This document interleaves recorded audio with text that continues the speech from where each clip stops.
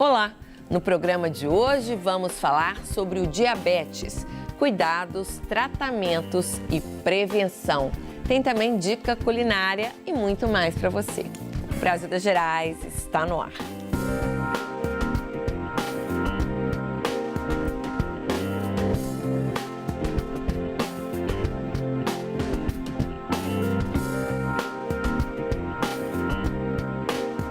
Segundo a Sociedade Brasileira de Diabetes, o Brasil tem hoje 12 milhões de diabéticos. O diabetes é uma doença crônica que exige tratamento constante, não apenas baseado em medicação, mas principalmente em uma mudança no estilo de vida. A alimentação balanceada e atividades físicas são fundamentais para o controle da doença. Para falar sobre tudo isso, convidamos o Dr. Levimar Rocha Araújo, que é endocrinologista, o Pedro Ogando, que é educador físico e diabético há 18 anos, e a Cássia Nascimento, que é nutricionista. Bem-vindos, gente. Muito obrigada. Prazer. Pela presença. E na nossa bancada, o Daniel Henrique, que trouxe, olha só, vários produtos práticos e saudáveis para quem quer se alimentar melhor, seja diabético ou não. Não é isso, Daniel? Sim, nós trouxemos um clube de assinatura de produtos saudáveis, que tem produtos para celíacos e para diabéticos também, e um colágeno, que a gente daqui a pouquinho vai falar sobre eles. Beleza, já eu volto. Doutor Levimar, para a gente começar a conversa, vamos explicar melhor para quem está em casa o que é o diabetes e o que provoca a doença. Diabetes, a palavrinha vem do grego, significa passar através de. Passar através do rim significa urinar. Então, diabetes mellitus, urinar mel. Nós estamos na semana do diabetes. Dia 14 de novembro, a gente comemora o Dia Mundial do Diabetes, que foi o aniversário do Dr. Frederick Banting, lá do Canadá, que eu tive o prazer de voltar à cidade dele. Eu estava no Canadá há uma semana, conhecendo o laboratório onde que eles descobriram a insulina, e nós vamos completar 100 anos dessa descoberta, desse hormônio maravilhoso, no ano de 2021. Então, o diabetes, ele é dividido em várias partes.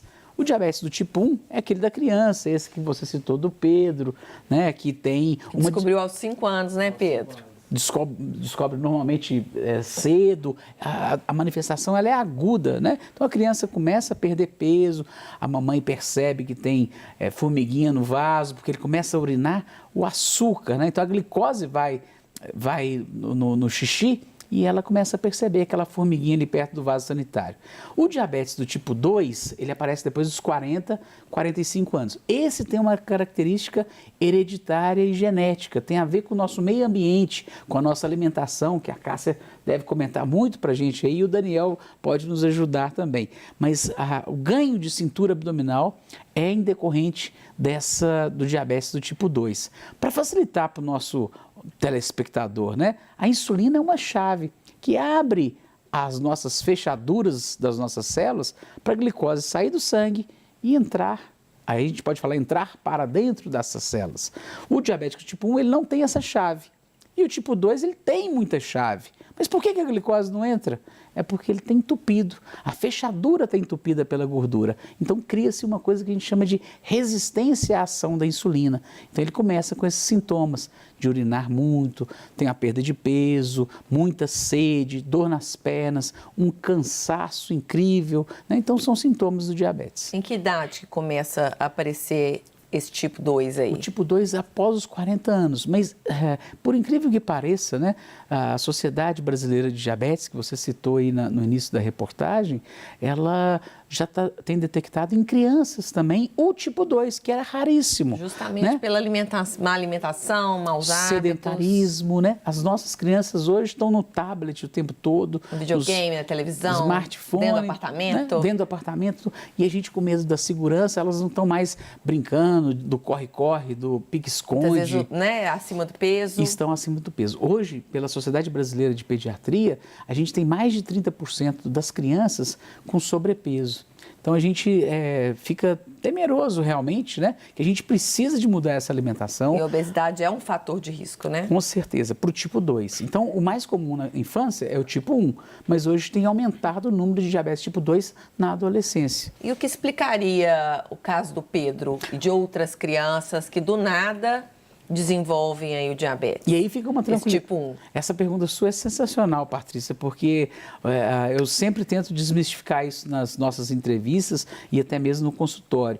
O diabetes do Pedro, né, e o tipo 1, ele não tem essa hereditariedade, não tem essa genética. Né? A hereditariedade é muito pequena aí. Então ele não tem que ter ninguém do lado do papai e ninguém do lado da mamãe. É uma doença autoimune. E até hoje a gente só tem teorias. Por que que ela acontece? Como toda doença autoimune, o lúpus, o hipotiroidismo, a artrite reumatoide, doenças celíacas também são doenças autoimunes. O vitiligo também é uma doença autoimune. Então começa a haver uma destruição dessas células no pâncreas, principalmente as células beta, e na hora do diagnóstico ele já tem 75% de células destruídas. Então o diagnóstico é abrupto, porque a insulina, esse hormônio que nós falamos agora no início, é o maior anabolizante que nós temos no nosso corpo. Ele que pega aminoácido com aminoácido e forma proteína que vai formar nossos músculos. Pega ácido graxo, junta com glicerol e forma gordura. E junta glicose com glicose para formar glicogênio. Então, a falta dessa insulina, eu começo a ter esse catabolismo, essa quebra. Então, começa a quebrar gordura, quebrar músculo. Por isso que emagrece, né? Emagrece rapidamente. Aí a mamãe percebe. Aí já tem que ficar de olho. Conta como é que foi, no seu caso, aí um pouquinho da sua história, Pedro. Nossa, a descoberta foi algo muito traumático assim para minha família, né? Como Você lembra? eu lembro muito vagamente como aconteceu. Eu lembro que teve um dos diagnósticos da doença é mudanças de hábitos e criança começa a urinar muito na cama, urinar muito essa perda desse controle. E um pediatra lá na minha cidade desconfiou e me enviou para Belo Horizonte. No interior de Minas? Eu Você é sou da do interior de Minas, eu sou de Mariana. Ah, olha só. Aí, mudamos para BH. Viva Mariana. Minha cidade. Aí a gente foi para BH e teve esse diagnóstico da doença, né? Aí aquela coisa, né? Alvoroço na família, acabou o mundo, tudo caiu. Não tinha nenhum caso na família? Não, nenhum caso semelhante. Só diabetes tipo 2, né? Por envelhecimento, resistência à insulina, maus hábitos, mas o próprio tipo 1 não tinha ainda.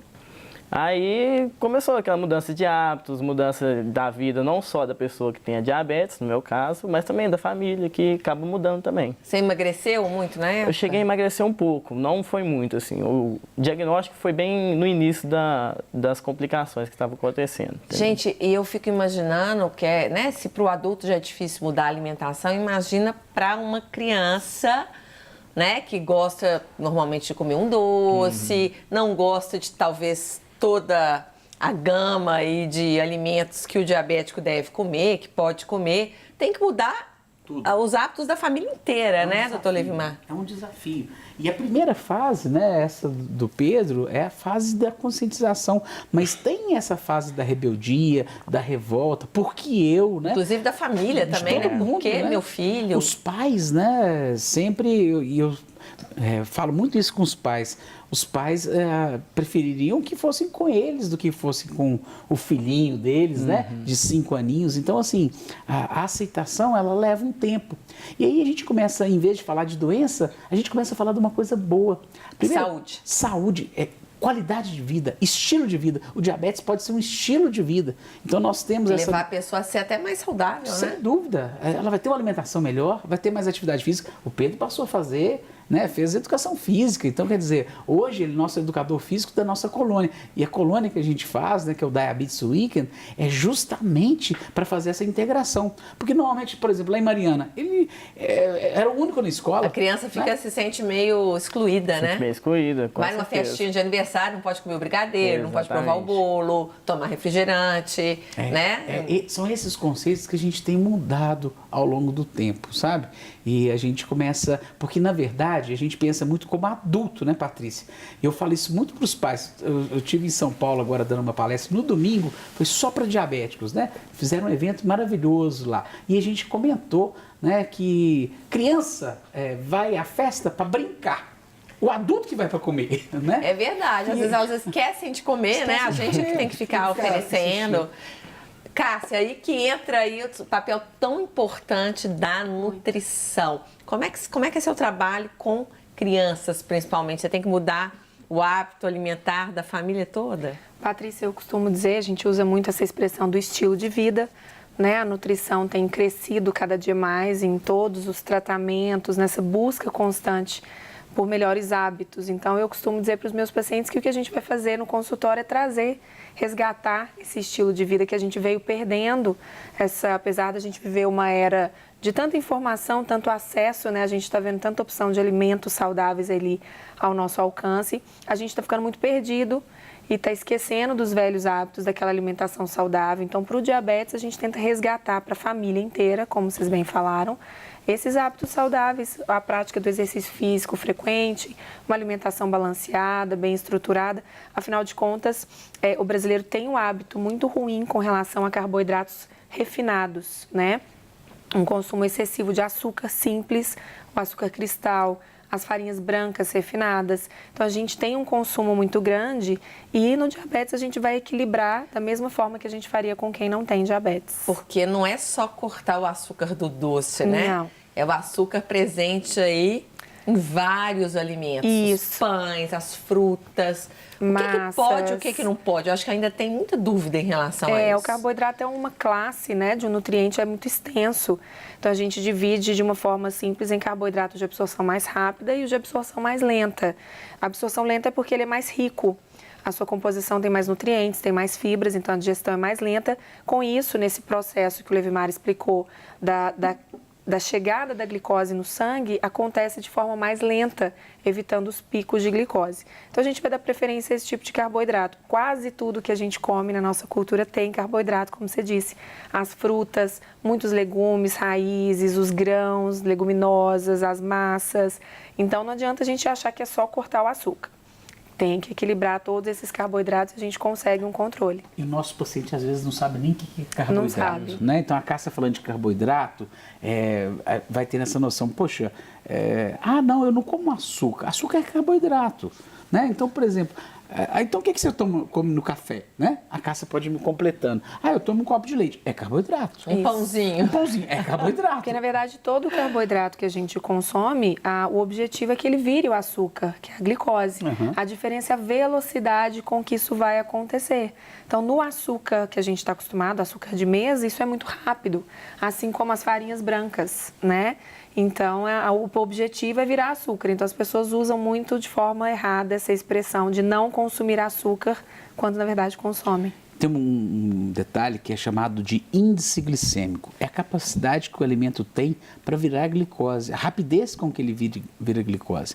Por isso que as fibras são tão importantes, que elas retardam essa virada para a glicose. Então, dependendo do modo que o alimento foi preparado, ele tem índice glicêmico diferente. A batata, por exemplo. Batata é um carboidrato. Posso usar? Pode. Mas no dia que você for consumir batata, dentro de um padrão nutricional interessante, você vai... Não é cortar para sempre, é saber administrar. Dosar. Hoje eu comi batata, eu não vou comer arroz. Mas o que eu queria te explicar é em relação ao índice glicêmico. A batata... cozida, por exemplo, ela tem um índice glicêmico. Se você pega essa batata e vai amassá-la, vai fazer um purê, ele tem um índice glicêmico mais alto, porque ele vai ser absorvido mais rápido. Então, vai dar um pico de glicose muito mais rápido. Então, tem algumas frutas também que a gente deve evitar. Por exemplo, o caqui. Ele vira glicose muito rapidamente. Muito doce, né? Muito doce. Então, a gente pode suprimir algumas frutas que viram glicose muito rápido, deixar essas frutas para quando você tiver uma baixa de glicose, por exemplo, uma hipoglicemia, uma queda da glicose. Aí você vai usar essas frutas para subir a sua glicemia naquele momento. Pedro, vamos lá tentar entender um pouquinho aí da sua rotina. Conta pra gente como é que é a sua alimentação, né, desde que você descobriu a diabetes. Sim, olha, minha alimentação, eu sempre tentei ter um acompanhamento multidisciplinar, né, que é fundamental assim, no controle do diabetes, né, que é os três principais pilares, talvez, que a gente poderia destacar é a área médica, a área nutricional e a parte de atividades físicas. Mas a gente não pode esquecer, por exemplo, uma parte psicológica, porque não é só o corpo que a gente tem que trabalhar, a gente tem que trabalhar a mente também da pessoa, né? E nesses acompanhamentos, eu sempre tive um acompanhamento um pouco mais próximo de nutricionistas. Na parte de atividades físicas, infelizmente, ainda não tinha um acompanhamento muito forte na época, né, da descoberta e durante os meus anos que eu cresci com a doença. Mas, hoje em dia, eu mesmo faço meu acompanhamento da atividade física, por exemplo, e ajudo outras pessoas a fazerem isso. E vejo uma diferença muito grande no controle, principalmente em questões a longo prazo, que a gente pode dizer, né, com redução de parâmetros de controle do diabetes, como, por exemplo, a hemoglobina glicada, que é abaixo de 7, que é um valor de referência que a gente utiliza, seria de um bom controle da doença, por exemplo. E como é que é, por exemplo, sua rotina alimentar hoje? Você se alimenta bem? Você pode comer de tudo, dependendo da quantidade? Conta pra gente. Exatamente isso que você falou. Você pode comer de tudo, mas sempre tem que ter um bom controle nas suas alimentações. Nada é restrito ao diabético, mas tudo é controlado. Eu gosto muito dessa frase. É claro que a gente procurar uma alimentação mais equilibrada, com carboidratos mais complexos, né? A Cássia pode falar um pouco melhor com isso, vai te trazer um controle melhor da doença, e é isso que eu procuro fazer ao longo do meu dia a dia. Tem que ter rotina também, né? Tem que ter rotina, é importante. E a dieta low carb seria boa pro diabético, que está tão na moda aí? Eu ou costumo não? dizer que a gente tem que reforçar, porque é uma das ferramentas que a gente tem, né? A nutrição, assim como a medicina e as outras áreas da saúde, vem crescendo muito e trazendo mais alternativas para adaptar o padrão alimentar das pessoas ao que elas precisam. E a low carb é uma redução considerável de carboidrato, mas é uma estratégia, não quer dizer que seja a única, né, para esse controle, principalmente quando a gente pensa em pessoas que gostam de carboidrato ou que se exercitam de uma forma intensa, a gente tem que avaliar melhor, né? Eu costumo dizer que o nosso corpo não sabe o que a gente está comendo, né? Sabe até chegar no estômago. Chegou no estômago, triturou tudo, virou uma massa e a partir daquele momento começa o processo de absorção no intestino. Então, a diferença é o quanto vai chegar ali e a velocidade com que essa absorção vai acontecer para o controle. Então, diante dessa ideia, a gente tem uma variedade enorme dos nossos alimentos no dia a dia, podendo ser equilibrados, como o Pedro explicou, né? Que ele tem uma rotina variada, porque ele já entendeu essa quantidade para ele, os melhores horários, associou ao exercício físico. Então, ele acaba podendo comer de tudo com qualidade. Maravilha. A gente fez uma diretriz para a Sociedade Brasileira de Diabetes, justamente em relação ao low carb. Low carb, tem a época que a gente deve utilizá-lo, mas principalmente para o diabético tipo 2, ele é sensacional. Para o diabético tipo 1, a gente tem restrição. Então, a gente tem que ter uma atenção especial, até com o tipo de medicamento que está usando, para a gente indicar essa dieta. Então, vai dessa conversa, desse bom relacionamento da medicina com a nutrição e com a educação física, né? E o Pedro colocou ali muito bem. Eu tenho, além disso tudo, um grande envolvimento da nossa esfera emocional. Só lembrando, gente, para quem está em casa, low carb é aquela dieta com redução de carboidrato, né? Tão famosa hoje em dia aí para quem quer perder peso também, né? Tem umas que chamam very low carb, mais forte ainda. O diabético tem que ter pelo menos 30 gramas de carboidrato para a gente estar fazendo essa dieta de uma maneira adequada. E lembrando, sempre com acompanhamento de um especialista, seja médico ou nutricionista.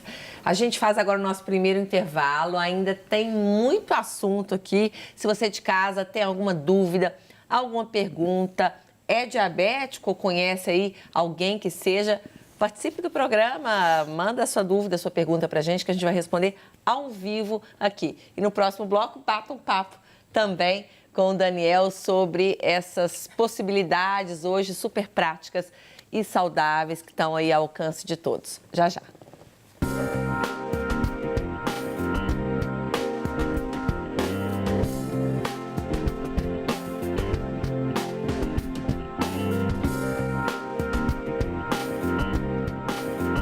Está de volta.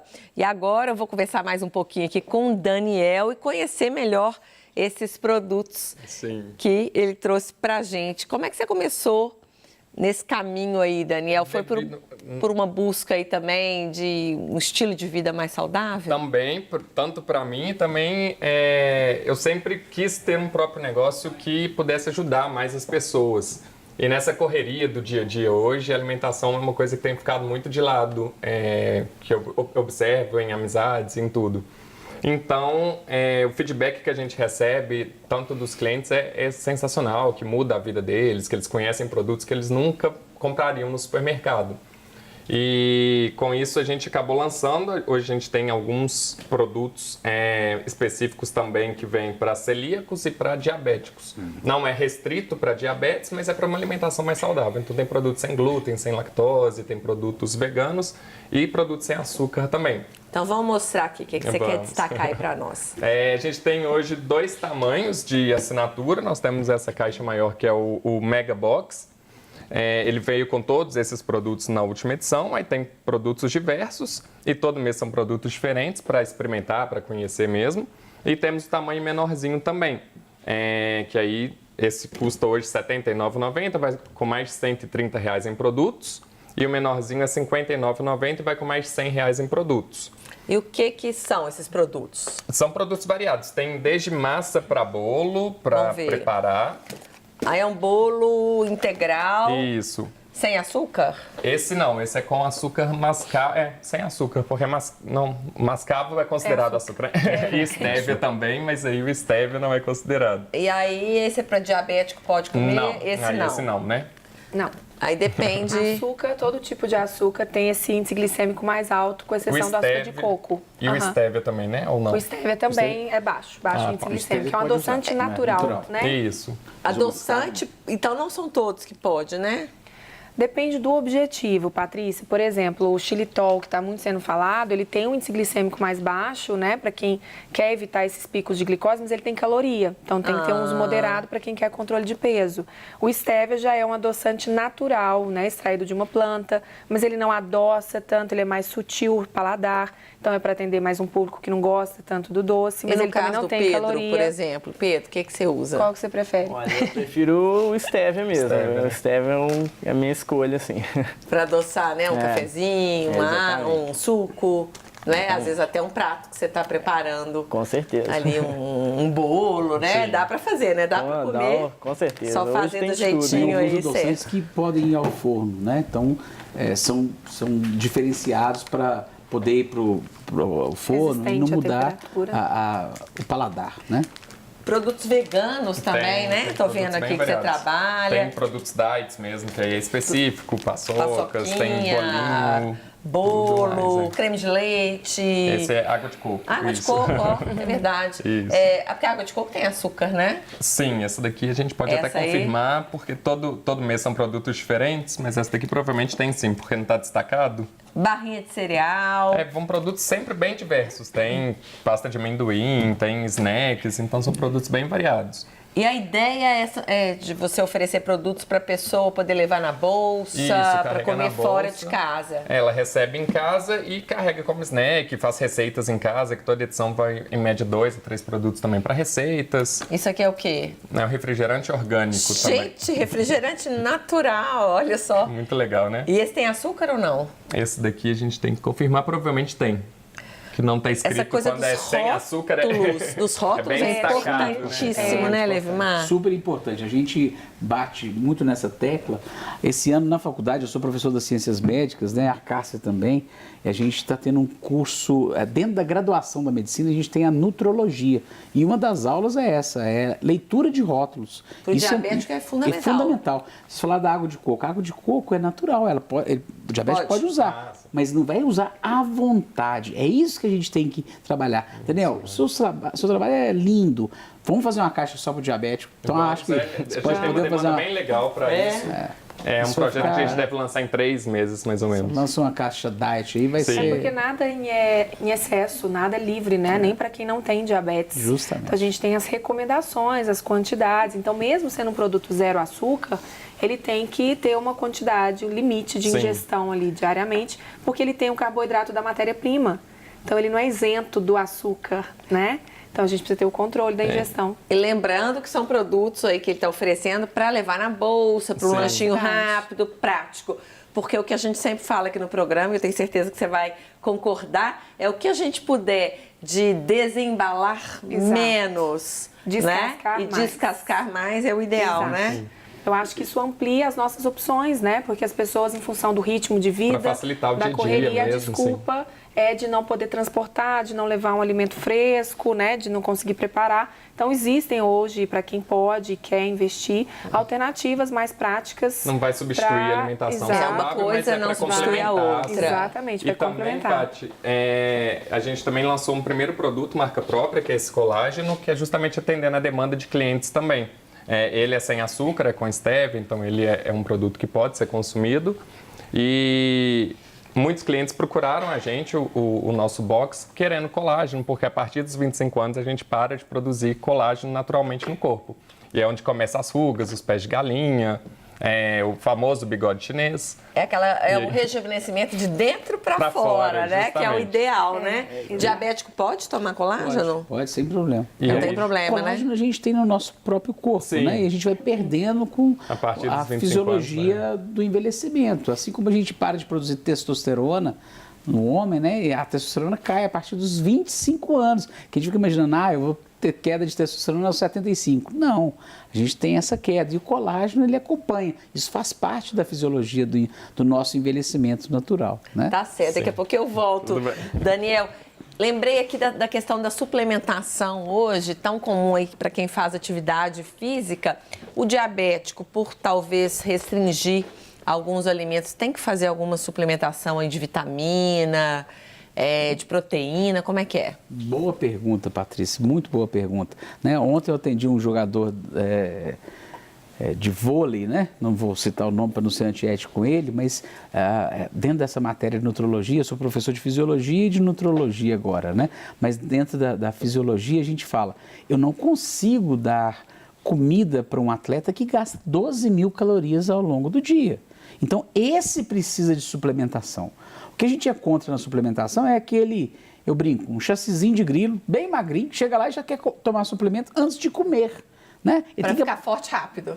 E então, essa ficar forte rápido, a gente tem que ter uma consciência e saber orientar os nossos jovens, nossos adolescentes, né? É para a gente ter essa programação. Então, o diabético, hoje nós temos diabéticos atletas. Eu postei nas nossas redes sociais da Colônia, né?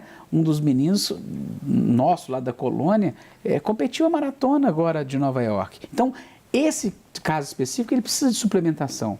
A vitamina D, a gente está num país tropical, não era para a gente estar repondo vitamina D. E o pessoal não toma mais sol, né? Então, assim, precisa de pelo menos 20 minutos por dia de sol. E o diabético sente falta da vitamina D. Então, é um suplemento uma vitamina que a gente pode utilizar. O diabetes tipo 2, essa informação muito importante, foi boa a sua pergunta, para a gente lembrar. A metformina é o medicamento mais usado para o diabético tipo 2 e ela reduz a nossa vitamina B12. Então eu tenho que fazer suplementação de tempos em tempos, que dá dor muscular. Então vai de caso a caso e ser avaliado por um profissional, né, para a gente suplementar ou não. E esse trabalho a gente precisa de estar junto com a nutricionista também para colocar dentro de uma dieta equilibrada. Eu vou só te pedir desculpa aqui a Cássia me corrigiu aqui no intervalo, não sei se ficou certinho. Eu falei 30 gramas de carboidrato, é que o pessoal usa na very low carb. Mas o diabético precisa de pelo menos 130 gramas de carboidratos, né? Não sei por dia. Tá então certo. eu preciso ter esse número aí. Antes da gente aprofundar aqui nos tratamentos e na parte da atividade física, que é super importante, explica melhor essa colônia que você está se referindo aí, volta e meia, que eu acho que é uma iniciativa muito bacana, principalmente para as crianças, né? O Pedro certamente entrou... Foi fundamental. Eu na aprendi a tomar infância, insulina né? justamente Começou a fazer no- parte, hoje trabalha na colônia. O que é essa colônia aí? A gente fica, Você tanto fala. Eu fico até emocionado de falar da colônia, né? Era um sonho que eu tinha, a colônia já tem 22 anos. É uma colônia de férias? É uma colônia de fins de semana. Em São Paulo eles têm essa tradição de fazer colônias, né? Durante as férias. E a gente queria, percebendo que em 40 minutos de consulta eu não consigo falar tudo, a gente teve essa ideia. Eu era médico. Específico para crianças e jovens Crianças de 8 a 88 anos. Mas sem só os pais. só para diabéticos. Só para diabéticos. A gente no início fazia com crianças menores, até que o Pedro foi com 5 anos, mas a gente percebeu que a colônia com uma idade um pouquinho maior, porque os pais não podem ir. E aí o grande tchan da colônia é a educação, mas principalmente a convivência. Então, chega lá, a gente vira uma grande família, né? Então, foi uma ideia que a gente teve. Eu era médico de excursão, né? Eu era aqueles médicos que viajam para Disney. Eu falei assim, por que não incluir os diabéticos, né? Então, eu tenho o sonho ainda de fazer o Diabetes Disney, né? E a gente começou, fizemos agora a 38ª colônia, vamos fazer a 39ª, já expandimos, já fizemos em São Paulo, eu tenho um convite para fazer em Foz do Iguaçu ano que vem e fazer também no Rio de Janeiro. Então, quem quiser participar, então é só entrar no site, né? Tem o Instagram. Tem o Instagram da colônia, que é Diabetes Weekend, né? A gente depois pode colocar os créditos aí. Então, essa colônia nos realiza como profissional, sabe? Como doação. Então, eu tenho uma equipe que esses dois aqui fazem parte, que eu fico assim honrado de ter todos os profissionais ali. São 26 profissionais na equipe. E a gente já levou 159 crianças do Brasil todo. Que legal. Crianças, jovens, adolescentes. Tem adolescente lá de 50 anos, né? Maravilha. E todos usando insulina. Então, o objetivo da colônia não é ter aulinha de diabetes, mas a gente aprender com a prática. Então, a gente tem dinâmica, a gente tem gincana, que a colônia de diabético, né? O próprio diabético às vezes tem esse preconceito. Atividade física. Que é tão importante de uma forma, imagino que gostosa, prazerosa, né, Pedro? É fundamental. A primeira coisa que a adesão à atividade física é dar prazer à pessoa, primeiramente. O que você fazia, assim, quando criança, né, que se viu aí impelido realmente a fazer uma atividade física frequente devido à diabetes? O que você escolheu fazer? Não, na verdade, o que mais atrai a criança hoje é a brincadeira, o brincar propriamente, né? Então, seja correr, jogar bola, exatamente, queimada, tá valendo. Tá valendo, tudo tá valendo. O diabetes, ele não pode restringir em nada a vida da pessoa. Então, a criança pode brincar, pode correr, pode ser uma criança normal, assim como qualquer outra. Basta controlar um pouco melhor a sua glicemia, controlar um pouco melhor a sua saúde nesses pontos. A gente tem um pouco mais de controle, mas a vida é normal. Futebol, vôlei, basquete.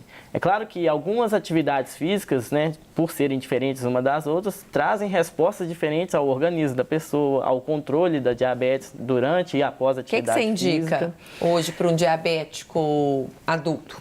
Um diabético adulto tem algumas diretrizes que mostram a prática de 150 minutos de atividade diária, aeróbica, vamos dizer assim. Ou seja, 30 minutos. Uma caminhada pode ser bem-vinda, uma corrida. Aqueles que têm condições de fazer um acompanhamento com um profissional de atividade da educação física ou pagar numa academia, né, pode trazer sim uns resultados melhores por estar sendo acompanhado, mas a prática da atividade física em si, ou manter-se ativo, é o fundamental para o controle. Faz toda a diferença na saúde aí. Que ela melhora a captação... Não só do diabetes, como de todos nós, né, gente? Melhora a captação da insulina. Então, quando faz atividade física, a insulina entra nessa fechadura mais rapidamente. Então, eu posso diminuir a dose de insulina mediante atividade física. O diabético tem muito problema de... circulação. Da circulação, mas principalmente da parte neuronal da região posterior. Tem encurtamento da parte posterior da musculatura. Então, o que a gente faz na colônia?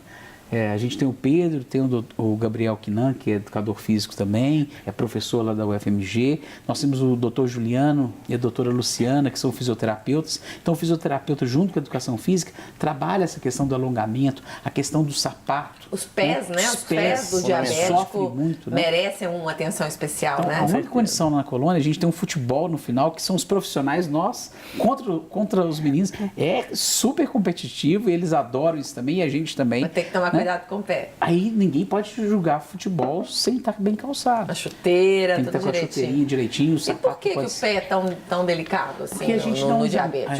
Eu ensino para os meus alunos, para os meus residentes, que a gente tem que cumprimentar o diabético pelos pés. Porque ali ele está perdendo a sensibilidade. O neurônio e a parte vascular. Pela circulação? Pela circulação e pelo nervo. Então, ele vai perdendo essa sensibilidade. A gente fala que o nervo, com a glicose alta, é como se essa luz aqui do nosso cenário. Ela tem um interruptor para você acender a luz e passa pelo fio. O fio é o nervo. Então, quem encapa o fio, a capa do fio, é vitamina. Vitamina B12, e a glicose alta, ela vai desencapando esse fio. Então, ele começa a ter parestesias, né? Ele não sente aquele pé, então ele pode pisar numa pedrinha, machucar e não sentir.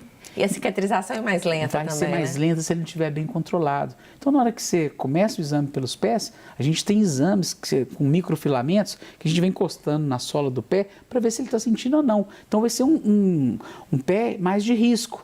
Aí a gente entra com o fisioterapeuta, que eu citei aqui. Ele vai fazer uma palmilha para adequar, para a gente não machucar, e a gente vai trabalhar com algumas medicações para restabelecer esse fluxo e restabelecer essa parte neuronal. Pé do Pedro tá bom? Tá tranquilo. Já teve algum problema aí nos pés? Não, nunca tive nenhum problema assim, não. Cuidando tá sempre direitinho, bem né? controlado, tudo certinho, assim. Maravilha. O modo de cortar a unha também é importante, né? Não pode ser aquela unha arredondada, para a gente não dar aquela... A gente chama na medicina de paronique, unha né? encravada. Unha encravada. Então, a gente tem que ter essa atenção certo. também. Ô, gente, eu tenho que chamar nosso próximo intervalo.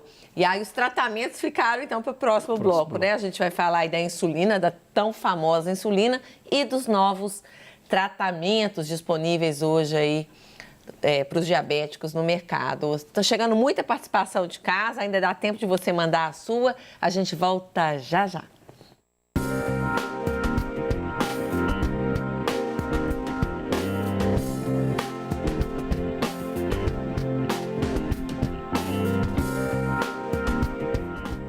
Estamos de volta. O excesso de açúcar é um problema na nossa vida. Mas quem resiste, gente, a uma sobremesa? A boa notícia é que ela pode ser sem açúcar e saudável. Quem vai nos mostrar uma opção deliciosa hoje é a chefe Regina Riente. No cardápio, uma delícia de abacaxi.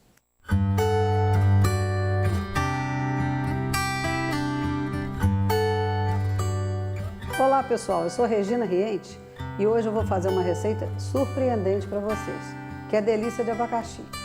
Por que ela tem de surpreendente? Porque ela é tão fácil, vocês não vão acreditar o tanto que ela fica boa como acompanhamento, como recheio de bolo ou mesmo como uma própria sobremesa.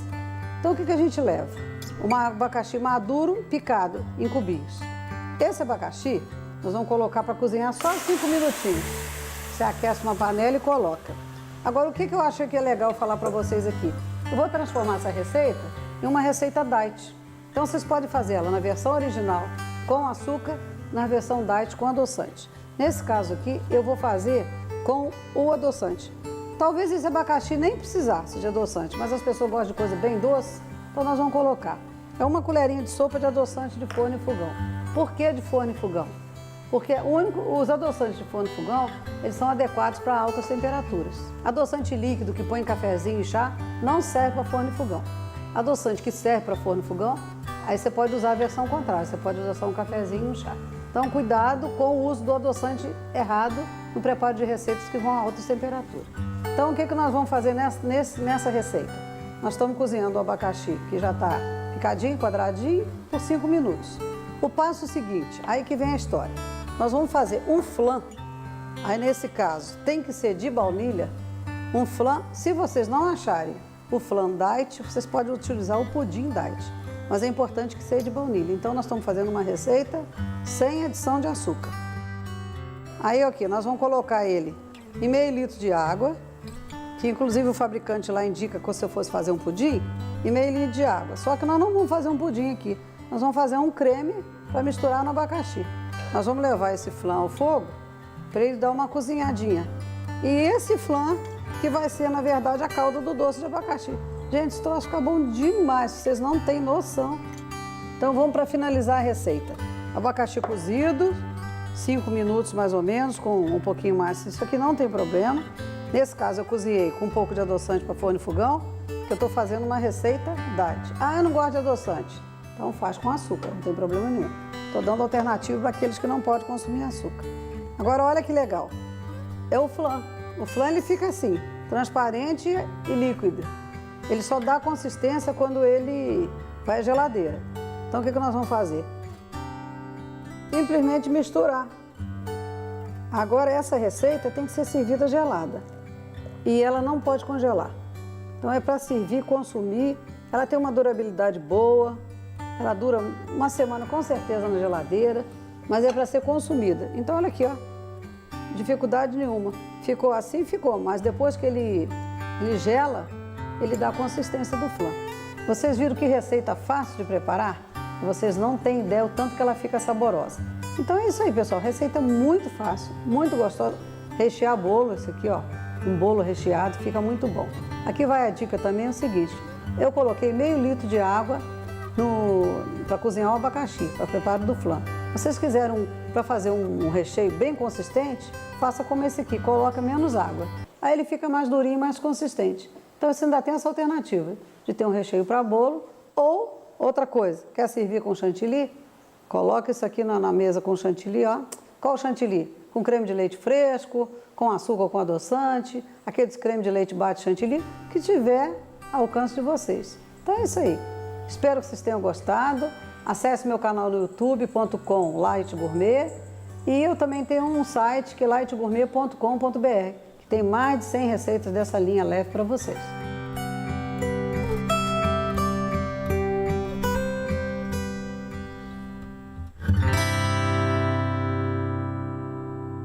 Delícia, Regina. Obrigada aí pela dica. Deu água na boca. Essa sobremesa o diabético pode comer, Cássia? Pode, assim como quem não tem diabetes, sobremesa não é todo dia, né?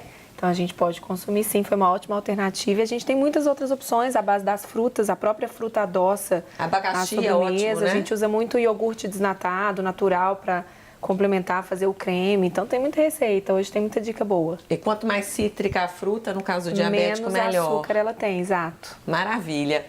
Vamos lá, Daniel, última dica de hoje. Eu queria deixar como dica a questão da autoestima. A gente tem tido um retorno muito legal das clientes que estão consumindo colágeno, que estão com a autoestima elevada novamente, estão se sentindo mais jovem. E isso é uma coisa bem legal, a gente ficou bem satisfeito. Gente, porque a beleza vem de dentro, né? Se a gente está feliz, se a gente está satisfeito, né, com o nosso peso, o importante é a gente se agradar Sim, e não ao outro, totalmente. né? Valeu. Lembrando que os produtos aqui da bancada não são especificamente para os diabéticos, né? São para todos nós aí que queremos manter um estilo de vida mais Sim. saudável, ao alcance aí da nossa correria, para a gente levar na bolsa. E adiar um pouco o envelhecimento, melhorar a autoestima. De então forma tudo bem isso. prática, Sim. né? Obrigada, Daniel, Obrigado pela a vocês. participação. Por falar em participação, tá chegando muita dúvida. Eu já quero começar a passar aqui para vocês, porque tem muita dúvida em relação aos tratamentos também. Aí o doutor Levimar aqui já vai nos contando aí o que tem de novo na área. Primeira pergunta, como funcionam as injeções de liraglutida, que imita o GLP, usadas hoje para emagrecer? É seguro e quais os possíveis efeitos colaterais? Boa pergunta, o liraglutide é uma alternativa para o tipo 2 e já existem trabalhos do tipo 1, mas ele é uma medicação basicamente para o tipo 2, né? É uma medicação que imita esse hormônio que ela falou aí, que é o GLP-1, que o diabético tipo 2 tem ele reduzido. É um hormônio que é produzido no intestino e ele dá uma saciedade, ele vai no estômago e retarda o esvaziamento gástrico. Com isso você consegue emagrecer. O efeito colateral normalmente é quando você mistura esses alimentos que a gente falou com índice glicêmico elevado, então vai te dar mais náusea, pode te dar diarreia, você pode chegar até a vomitar. Então são efeitos intestinais e não igual aqueles medicamentos para emagrecer que te dá tremor, ele não tem isso. Então é um medicamento interessante e que muitas vezes no obeso eu consigo reverter ou prevenir o diabetes. Tá certo. Mais uma pergunta para você, a Sônia aqui de Belo Horizonte. Ela fala, sou diabética tipo 2, mantive o diabetes controlado, mas agora está bem descontrolado, sempre em torno de 236. Está alto, realmente, ela precisa de melhorar esse controle. A médica me indicou a insulina, nunca tinha usado, mas ainda continua os mesmos níveis. O que posso fazer? Estou muito ansiosa e estressada com essa situação. Estou pedindo socorro. Vamos socorrê-la. O próprio estresse eleva a glicose. Então, ela manter-se calma é importante, dá tempo a medicação funcionar.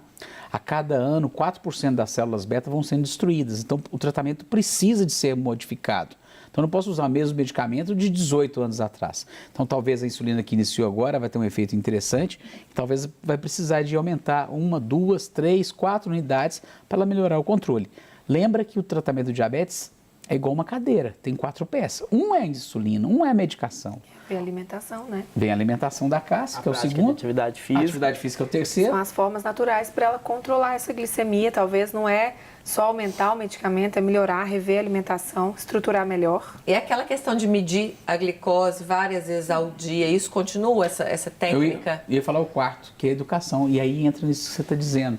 A mensuração, a educação em diabetes. É isso que nós estamos Você fazendo não precisa hoje. mais furar o dedo, né? Hoje não precisa de furar o dedo. Hoje você tem dispositivos que você passa o celular por cima e ele já te dá a glicose. Que É um maravilha. sensorzinho que dura 14 dias, pode tomar banho, pode entrar dentro da piscina, né, do mar, e você consegue. E esse aplicativo conecta com o computador do seu médico. Então, Olha só. em tempo real, você fez aqui agora, já chega no consultório dele. Que Claro que a gente não sucesso. fica lá olhando de todo mundo toda hora, igual um Big Brother, não. Mas a gente tem que ficar atento. O registro fica ali Supervisionando, para a né? gente conversar depois com o paciente sobre isso tudo. Como é que é seu caso, Pedro? No meu caso, eu não utilizo esse dispositivo ainda. Eu utilizo a medição da Já glicemia acostumou? com sangue, já Nem acostumei, liga. cresci com isso. E a insulina todo dia? Insulina todo dia. É inevitável a insulina, mas já não é um problema maior, é tranquilo. Eu já Onde você vivo com tiver, isso. se aplica. Onde eu tiver. Você se aplica. Tá ali na minha mochila ali. E todos os tranquilo, equipamentos, né? Tudo tranquilo. Sem drama, é isso aí. O Daniel, lá de Anápolis, Goiás, pergunta sobre a diabetes gestacional, que é super importante a gente esclarecer aqui, e se transplante de pâncreas pode curar a diabetes. Sim, o transplante de pâncreas pode curar o diabetes. Por que a gente faz pouco transplante de pâncreas? Que todo órgão tem um tempo de vida. Se é uma doença autoimune e ele atacou esse pâncreas, ele vai atacar o órgão transplantado também. Então, esse órgão vai durar 10 anos. Você imagina a cada 10 anos você fazer um novo transplante. Então, o que a gente está pesquisando hoje são o transplante só da célula beta, que já tem uma ação melhor. Então, a gente tem um grande avanço na teoria das células tronco, que é extremamente importante. Em relação ao diabetes gestacional, é uma classificação do diabetes. Nós falamos hoje aqui do tipo 1 e tipo 2. Nós temos 12 tipos de diabetes. E o gestacional é um deles. É durante a gravidez, né? A Durante a mulher pode gravidez, desenvolver. Principalmente entre a 24ª e a 28ª semana, que a gente tem a produção do hormônio chamado lactogênio placentário. E ela começa com uma resistência à insulina. Basicamente naquelas mulheres que têm um ganho de peso excessivo. Então a gente tem que ter uma atenção especial para essas mulheres. Apenas 20% das mulheres que têm diabetes gestacional podem continuar diabéticas depois da E gestação. pode passar para a criança? Não. A criança a gente vai ter que ter um cuidado especial. Como ela está dando muita glicose para Ela ela, nasce grande, ela normalmente, nasce grandona. né? Que bebezão. Nasce com 6, 8 quilos, né? E isso é terrível, pode nascer com uma formação. Então a gente tem que Tem estar que fazendo prestar, essa... é muito sério, né? Tem Muito, que cuidar direitinho. O Pedro aí vai ser para a Cássia. Cássia, e quanto ao açúcar dos legumes, por exemplo, qual o nível? A quantidade desse açúcar, desse carboidrato total, vai depender da necessidade dele, né? Então, o carboidrato é uma energia que depende do nosso esforço físico diariamente. E a gente inverte, a gente consome esse carboidrato o dia inteiro e cada vez esforçando menos, gastando menos energia. Então, tem que avaliar o caso dele, se ele faz exercício físico, ele precisa de um pouco mais de carboidrato. Mas, sem dúvida, os açúcares naturais dos legumes são melhores. Sempre. Sempre. A Gessi aqui de BH pergunta, gostaria de saber se eu abusar da insulina regular e o NPH, quais as consequências? A consequência é a baixa da glicose. Se ela usar muita insulina, Também não pode. ela vai ter queda de glicose e isso pode levar até um quadro de coma hipoglicêmico, que é a baixa do açúcar no sangue. Outra consequência a longo prazo, a insulina, no início do programa eu disse que ela é anabolizante. Vai ganhar mais músculo, mas vai ganhar mais gordura. Ela vai engordar se usar muita insulina. Tem que tomar cuidado. Tem que ter atento. Também. Estamos chegando ao final do programa. Você tem um convite aí muito importante para fazer para todo mundo que está nos assistindo, né, doutor Livomar? A gente está participando lá junto com o pessoal do Centro Oftalmológico, né, do primeiro mutirão da retina. Então, na sede social, né, que está ali na Gonçalves Dias, eu acho que os meninos aí têm os créditos para colocar na nossa televisão, lá colocaram. Né? No dia 30 de novembro, de 8 ao meio-dia, eles vão fazer 1000 exames de fundo de olho, que é outra complicação com o diabético. E se alguém tiver alguma complicação, eles já vão fazer de modo gratuito a intervenção com laser para não levar à cegueira. Então você, quando tem alguma alteração na retina, você começa a destruir essas células, né? O olho do diabético também é extremamente importante. Super importante, E né? aí a gente vai estar junto, né? A pessoal da colônia, nós vamos ter equipe de nutrição, equipe de educação física, vão ter outros médicos, né? A equipe lá das ciências médicas. Eu vou estar lá, a gente vai estar dando palestra, vai estar dando orientação, Cássia, Pedro. Né, toda a equipe, junto com os profissionais da retina, são especialistas em retina, que vão estar fazendo 1000 exames e vão dar acompanhamento a esses pacientes para quem necessitar. E quem quiser, então, se inscrever? É só chegar, né? Vão ser feitos 1000 exames durante esse dia, né? Com profissionais extremamente gabaritados. Maravilha, então muito obrigada, viu, gente, pela presença de todos vocês. Adorei, doutor Livimar sempre dando uma aula aqui no Brasil das Gerais. Cássia, obrigada. Também super importante aí a gente falar sempre de alimentação saudável, né? O que vale, um conselho aí que vale para todo mundo. E Pedro, atividade física também, fundamental. Fundamental. Para todos nós. Mantenha-se ativo que vai dar certo, o controle e a vida aí. Maravilha. Obrigada a você de casa também pela companhia. Obrigada mais uma vez, Daniel. Queria convidar todo mundo a estar com a gente amanhã às 11. Vamos falar sobre os empregos temporários, uma ótima opção aí nesse final de ano para gerar renda extra aí, Natal, em que a gente inevitavelmente tem mais gastos e começar o ano aí também com uma reserva financeira. Maravilha. Te espero, um grande beijo e até lá.